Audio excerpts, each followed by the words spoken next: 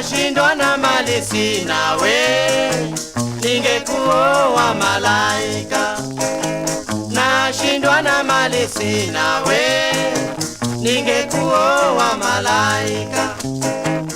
Alan Podell. I was a Peace Corps volunteer in Tanzania. You know, the sickest I ever got in Tanzania was due to a cow.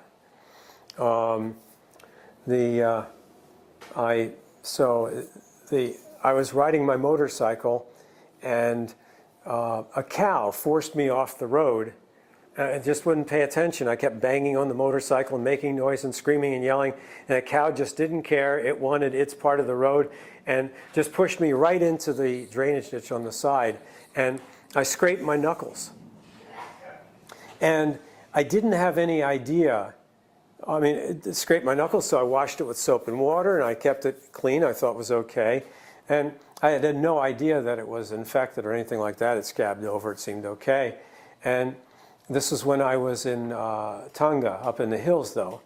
And my roommate, I've forgotten who my roommate was at the time, but anyway, had gone off to Lushoto, I think, for the weekend.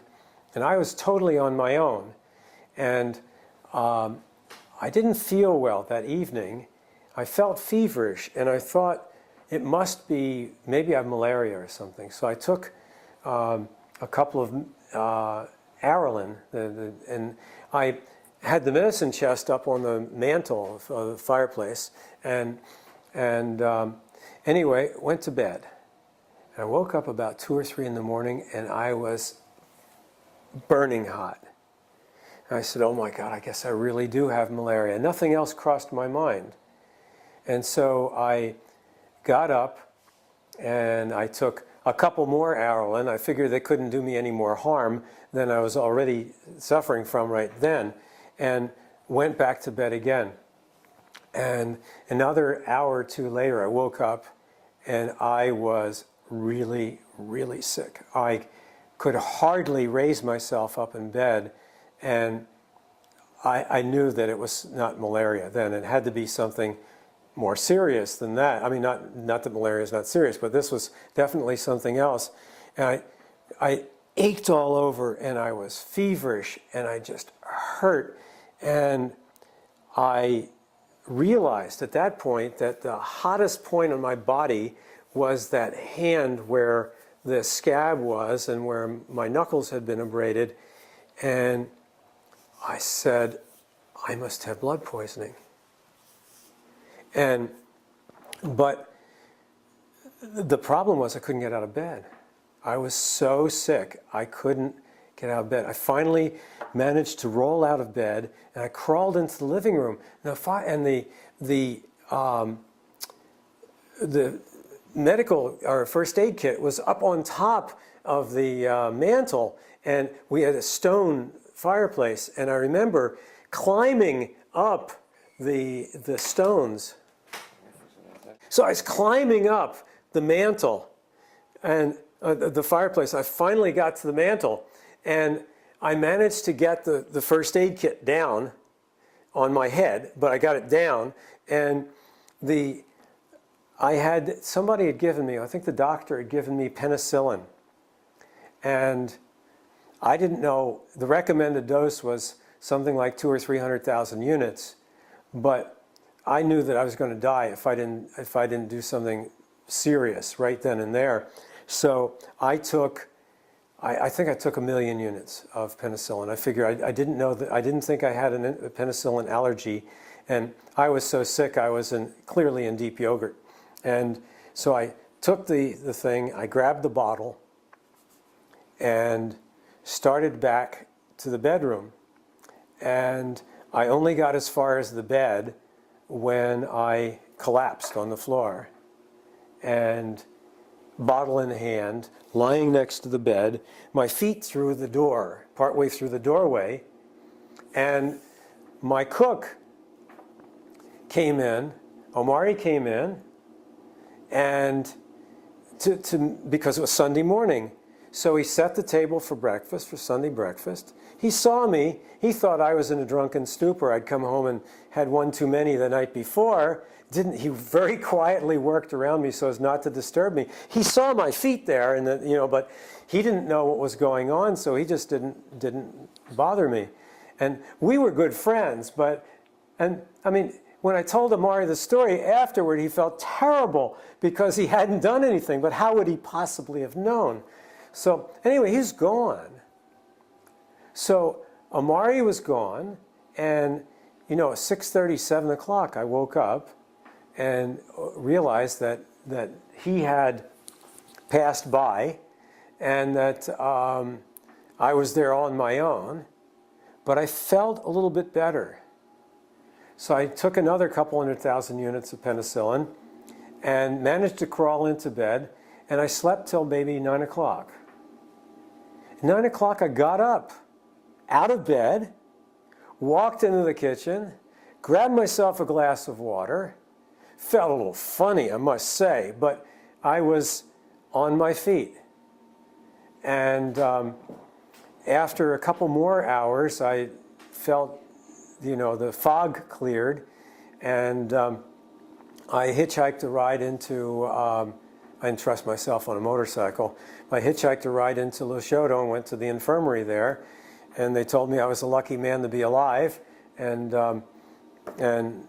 said keep on with the penicillin. Obviously, that's doing the job. Cleaned out my cut and sent me home. But by then, I was already well on the mend. So that was my experience with a cow in Tanzania. So they're dangerous. Just the malaria. Talk about Just the malaria. And the malaria I still have today. I mean, well, not today, the 22nd of November, 2004, but almost every 2 weeks I get the reoccurring malaria from the original bound. And what was your first experience with that? the first experience was going back to my bike riding, with the baboons, because this not associated, but again, I rode the bike a lot. And one of the things I discovered was there was a Methodist missionary, a couple and 2 children, who had a missionary about 15 miles from my Bariati camp. And maybe twice a week, I would get on my bike at the end of the workday and ride out to their mission, because there's a home-cooked meal of, from the family. And they were great people, these missionaries, the husband and the wife and the 2 kids. And of course I got to play with the kids and talked, and we'd talk American English freely. I mean, it was really cool. But one time, one of the trips out there, after 15 miles on my bike through these sandy roads, but I was pretty into anything, I mean, that was fun. They weren't there. And they weren't expecting me, and the groundkeeper there, or the people at the missionary that were there, the one that had the backup keys was visiting his family, and I couldn't get in. And fortunately, I couldn't go back to Bariati, because now it was near sundown, and we were close to Serengeti. Bariati was on the fringe of Serengeti, so it was, leopard, kind of, hyena. Nighttime you don't travel. That wasn't that dumb. So I stayed, and I slept in a little African hut. Of course, I traveled without my mosquito net. The only thing I had was, I did have some repellent, and I covered myself up, except for my face, to breathe. And I put the repellent on my face, but still 6 or 7 times that night, I'd wake up from being bitten, because they'd forced their way through the repellent. And I just got bitten so much that night, it overcame I forget what suppressant we were taking for malaria, and got a whopping good case of it. And what was that? What's a whopping good case like? What was your experience? The way I described it was, I remember as it was hitting me, I went back to Shinyanga. I felt too bad by that time, sick-wise, out of it, to try to go to the Mwanza. But at Shinyanga, at the mission, there was this little African nurse, and I kind of had a crush on her anyway. And so she took care of me, which was whatever shot she gave me, I forget. And I stayed with John, the teacher people, you know, on their bungalow. But the severity of it is, I remember just from the pain of the body was just, you know, not that I was thinking suicide or anything, but I was in the pain was, okay, it's okay to just die. So if I get rid of, if death will get rid of this, it's okay. I mean, that's how I felt. It was like this, I didn't want to live. I mean, this was perfectly fine to just, I mean, this wasn't, I guess it was a depressed thought during that, you know, a reaction to the pain, because it was really severe at times. I mean, I can't describe it. It was or whole body pain? Whole body pain. The head particularly, just like, I don't know, the worst combination of headaches that I could imagine. And then the whole body was just aches. And then you'd go into the sweats. Water would pour out of you.